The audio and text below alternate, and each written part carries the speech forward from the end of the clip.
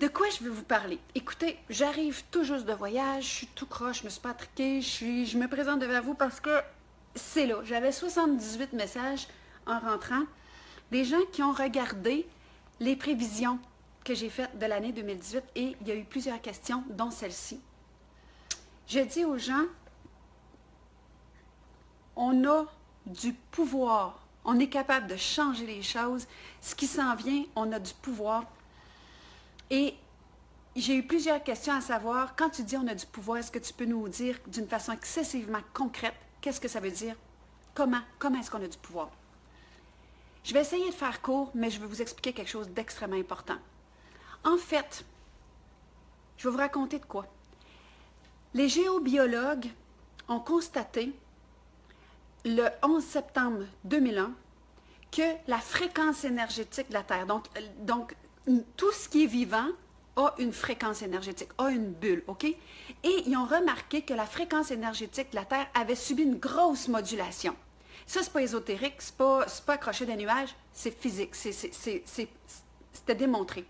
Et ils se sont demandé, mais qu'est-ce qui se passe? Qu'est-ce qui a donné ça? Qu'est-ce qui a fait ça? Et, le temps a passé, ils ont cherché, ils n'ont pas trouvé. Et la même chose s'est produite au mois d'août, début d'août, je ne me souviens plus exactement des dates, je pense que c'était le 10, mais je ne suis pas sûre, au début d'août 2010. Et là, ils se sont concertés, puis autant que ça avait eu une grosse incidence dans un sens, autant qu'on a eu une incidence dans l'autre sens au début d'août 2018. Et là, ce qu'ils ont constaté, c'est que dans les deux événements, dans les deux moments, il y avait un événement où toute la planète est arrivée sur leur écran d'ordinateur, le téléviseur. On est 7,8 milliards d'êtres humains sur la Terre et au mois de septembre 2001, tous les êtres humains ou à peu près de la planète ont vécu un moment de peur. Et moi, ça fait des années que j'enseigne les émotions et que je dis l'emotion, l'energy in motion qu'on porte, crée une signature énergétique. On sème quelque chose, on émet quelque chose. La preuve de ça que je vais vous dire, c'est que, mettons que vous êtes une vingtaine de personnes qui arrivent dans un endroit pour faire une fête, OK? Bien, si dans le fond de la salle, il y a une personne qui est amanchée de même, qui a hyper peur, même si vous êtes en train de rentrer en riant, vous êtes extrêmement ouvert et détendu, en train de faire la fête, tout le monde va se mettre dans le même état. Pourquoi? On s'intonise. Les êtres humains, on s'intonise sur les émotions des autres. On est des animaux sociaux et c'est comme ça qu'on fonctionne. Je donne une formation, j'ai plein de monde assis autour de ma table et tout le monde est en ouverture, tout le monde adore, tout le monde est participatif, il est attentif, il est en ouverture et il y a une personne qui est en fermeture et ne veut rien savoir. Elle va déranger tout le monde. Donc, je suis en train de vous dire qu'on s'intonise sur les émotions des autres. OK? C'est comme ça. Donc, on émet une fréquence continuelle. Et quand je vous parle de signature énergétique, quand je vous parle que vous pouvez changer votre environnement, c'est que vous pouvez changer ce que vous portez et ce que vous émettez. Si je reviens à mon exemple de ce qui est arrivé au niveau de la planète, de la couche énergétique qui entoure la planète, en 2001, en 2010, on s'est rendu compte que les modulations étaient inverses. On s'est rendu compte que la planète entière qui vit une émotion, une fréquence, OK? Mais on émet quelque chose de tellement puissant qu'on a fait changer comment la couche énergétique de la Terre, puis c'est mesurable. On a fait changer ça, OK? Donc, comme être humain, comme société, comme peuple de la Terre, si on change notre conscience, nos niveaux de conscience, qu'on arrête d'entretenir, je vais le dire en bon québécois, de la marde, qu'on arrête d'écouter des affaires qui font peur, qui amènent dans la terreur, qu'on arrête de faire ça, puis qu'on aime de mieux en mieux, qu'on sorte de chez nous en se disant, aujourd'hui, je vais regarder tout le monde avec des yeux d'amour. La personne qui est souffrante, je vais lui envoyer de l'amour. Je vais être consciente de ce que je porte. Je vais être continuellement conscient si je suis alignée dans une position verticale, dans ce que j'aimais, dans ce que je sème continuellement. Je suis là-dedans, je suis dans cette conscience-là. Écoutez, le pouvoir qu'on a, il est immense. Et là, il y a du monde qui vont me dire, ben, tu sais, le Kim Jong-un, là, le petit clin l'autre bout, là, mais on n'a pas de pouvoir sur il va-tu envoyer la bombe atomique ou pas. Absolument. Parce que lui, là, il pense qu'il y a énormément de pouvoir. Mais ses actions sont la conséquence de l'accumulation énergétique de la planète. Moi, là, je suis rentrée tantôt, là, de plusieurs jours d'absence. Je suis rentrée dans ma cour, là. Ma cour était pleine de neige. Puis j'ai une grande cour, puis c'est un gros travail. La cour pleine de neige, là, ça, c'est un statement. Ça, c'est quelque chose devant quoi je fais face. Mais ma réaction, j'appelle-tu un déneigeur? Je suis en tas parce que j'arrive, puis j'en ai jusqu'à terre, puis que je sais pas quoi faire, puis je suis fatiguée, puis j'ai le choix de mes réactions.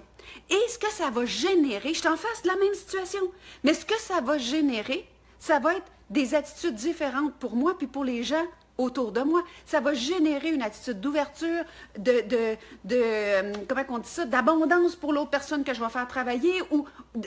C'est moi qui choisis mes réactions et on est en face de la même situation. Et je pourrais vous donner plein d'exemples comme ça. Ça, c'est la première qui me passe par la tête, mais...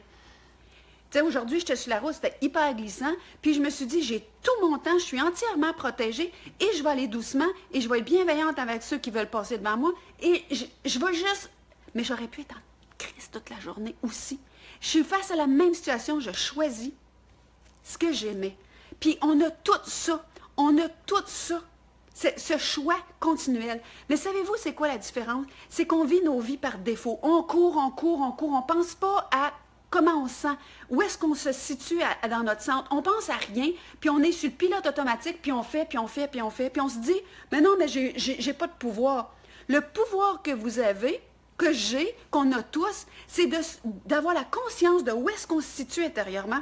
C'est ça la conscience qu'on a. Et les gens qui ont cette conscience-là, qui sont toujours en train de regarder, qui se lèvent le matin en choisissant leur verticalité, moi, c'est ce que j'appelle la certitude. C'est comme...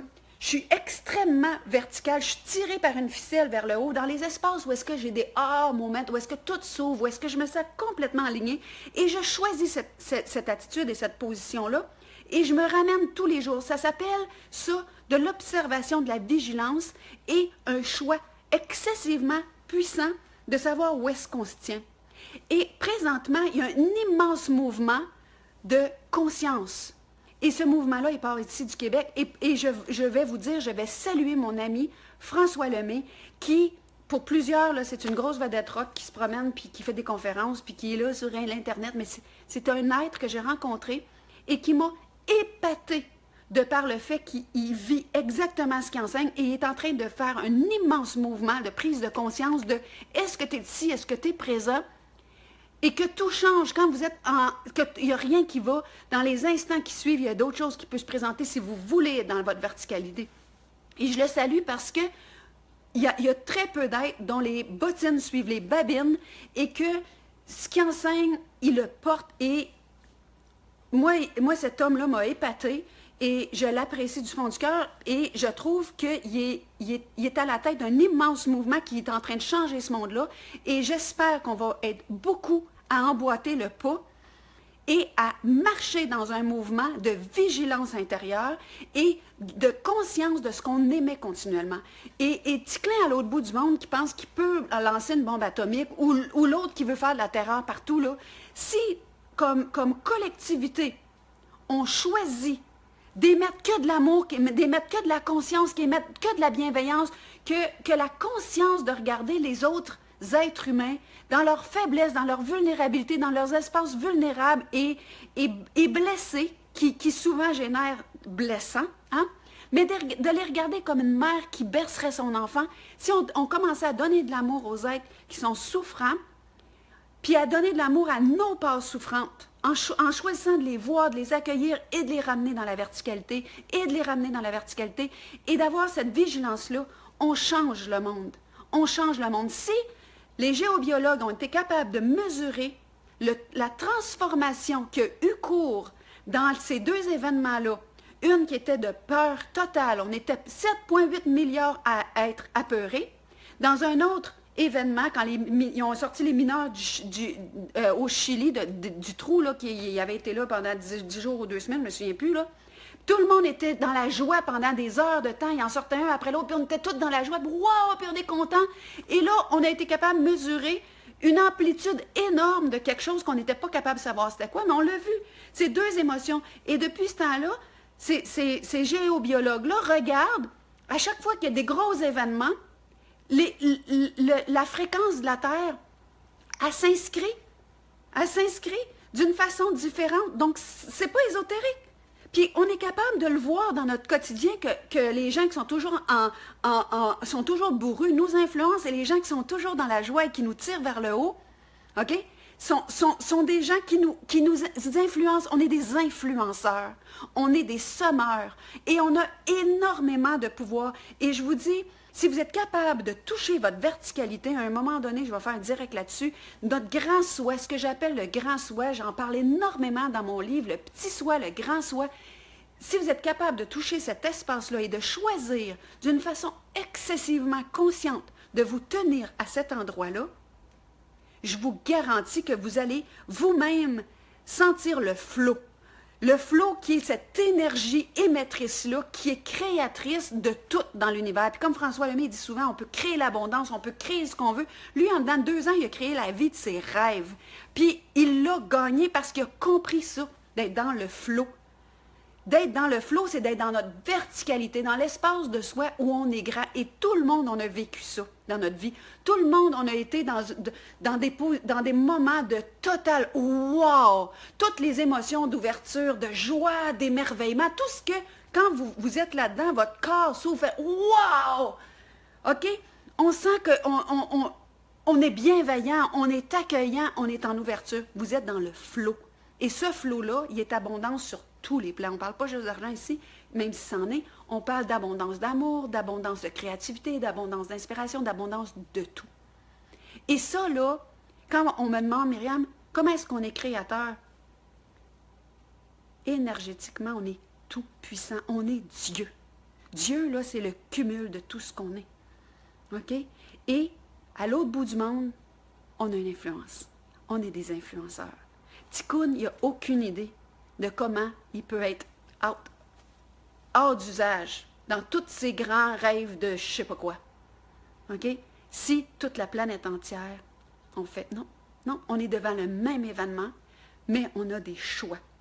Je parle de cet événement-là, c'est comme n'importe quoi, là. Je pourrais remplacer ça par n'importe quoi, qui semble plus grand que nous. Donc, je vais vous laisser avec cette réflexion-là. Je ne veux pas être trop longue parce que je sais que, bon, le temps est précieux pour chacun, mais soyez dans un choix tous les matins en vous levant.